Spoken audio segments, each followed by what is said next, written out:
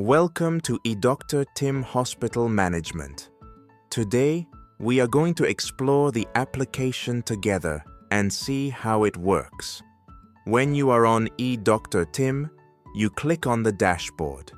Here, you can see the reference dashboard, which shows, for example, the number of patients in the database, the number of staff members being managed, and the insurance companies we work with.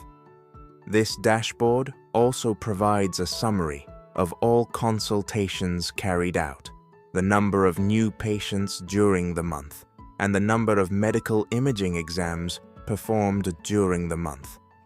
On the far left, we have the navigation bar, where we can see several modules: the cashier module, doctors, insurance companies, laboratory exams, medical imaging, anatomic pathology, ophthalmology, and many other modules. We also have stock management and accounting, where we can find all the invoices generated on the platform. To better understand how the system works, we are going to go through what we call the patient journey. That is, how a patient is handled when they arrive at a healthcare facility. In Dr. Tim Hospital Management, the patient journey works as follows. When the patient arrives at the clinic, the receptionist or the triage nurse receives them. She goes to the section called All Patients and adds a patient if they are not yet in the system. If the patient already exists, she simply searches for them using their name or their medical record number. To add a new patient, we enter their last name, first name, phone number, which will be used to receive invoices via WhatsApp or exam results, date of birth, gender, and address. The drag and drop field allows uploading and digitizing a physical exam result. We can then define the blood group if it is known, specify the place of residence, and save. Once the patient is saved, a message appears asking whether the patient would like to receive notifications via WhatsApp. If we select Yes, the patient account is created. In the patient account, we can create and generate co-payment tickets. If the patient wants to have a consultation, we create a consultation ticket. We have both insured and uninsured patients. Let's take the case of an insured patient. We define the prescriber, meaning the doctor the patient wants to see for the consultation. We define the insurance company, choose the insurance type, and enter the insurance number. Then we select the consultation type, for example, a general consultation. We define the insurance coverage percentage. If it is 60%, the calculation is done automatically. One advantage of our application is dual billing. The system automatically calculates the amount paid by the insurance company and the amount paid by the patient. We then save. Once saved, an invoice is generated and the patient goes to the cashier to make the payment. In the cashier section, we see the invoice and validate the payment by choosing the payment method, for example, cash, and then save. The invoice can then be printed. After payment, the patient goes to the consultation room for vital signs measurement. This is the doctor's interface.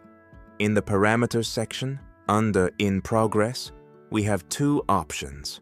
Take new parameters by scanning the barcode on the patient's invoice, or take new parameters by entering the medical record number. For example, using the patient's record number, we search and find the patient, then proceed to take the parameters. The parameters include temperature, weight, height, oxygen saturation, respiratory rate, blood glucose, blood pressure in the left and right arms. We can also record head circumference and chest circumference, especially for pediatric patients. This allows tracking the child's growth curve. Once the parameters are saved, the patient is marked as waiting for consultation, and the doctor can start the consultation. The doctor can also transfer the patient. This means that if the doctor who was supposed to see the patient is called away urgently, the patient can be transferred to another available doctor. When starting the consultation, the doctor fills in the reason for consultation. For example, the patient complains of pain.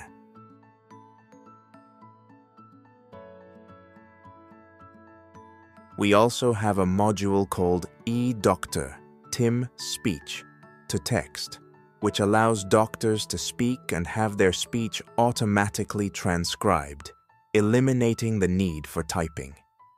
The doctor then fills in the history of the illness and defines the patient's medical history. We have several types of history: immunological, allergic, environmental, psychological, gynecological, obstetric, psychosocial, ascendant, descendant, and collateral.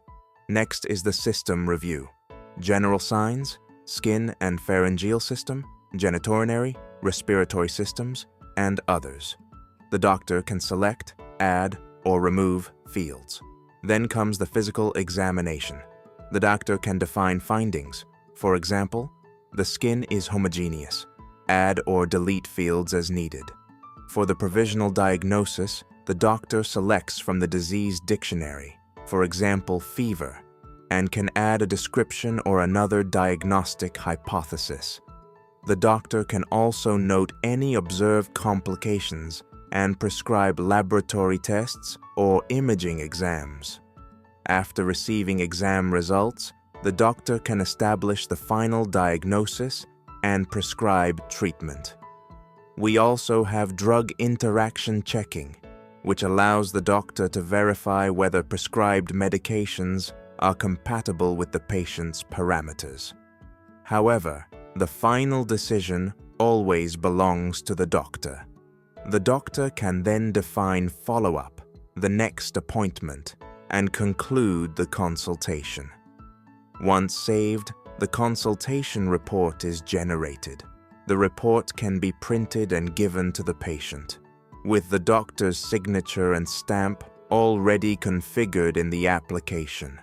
The doctor can also decide to hospitalize the patient. If hospitalization is required, the doctor selects the admission date, service, type of hospitalization, bed, room, and the responsible physician, then saves. The patient is then marked as hospitalized. In the hospitalization follow-up interface, we can see the hospitalization records and the vital parameters previously taken. Each time new parameters are recorded, curves are automatically plotted to show trends, such as rising or falling temperature, blood pressure, or pulse. We can enter new parameters, save them, and observe how the curves update over time during hospitalization. We can define care plans, add medication charts, nursing round sheets, and close a consultation. This is, in general, how the eDoctor TIM Hospital Management System works, from hospital management to medical consultation. We also have other modules, such as automatic calculation of doctors' fees, a medication library to assist doctors, and a disease dictionary. Finally, when we go to the patient's profile and access the electronic medical record, we can see all consultations performed, hospitalizations, prescribed prescriptions, and ordered exams, which can be printed directly with the doctor's stamp. We also have an archiving module, the ability to generate medical records and medical certificates, and a consultation calendar that can be validated. In summary, without going into every single field, this is how the patient journey and the eDoctor TIM Hospital Management System work. Thank you.